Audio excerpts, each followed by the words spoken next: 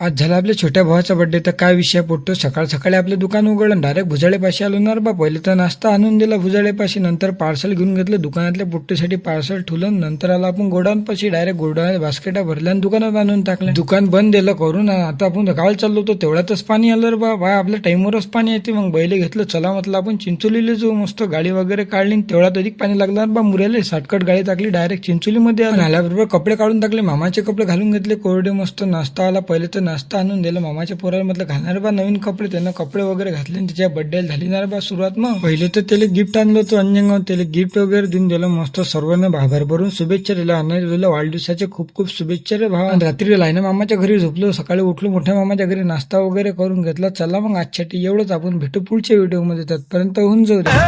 हम जो काम करे वो खुलेआम करे, हमको लोग यहाँ यूं ही बदनाम करे.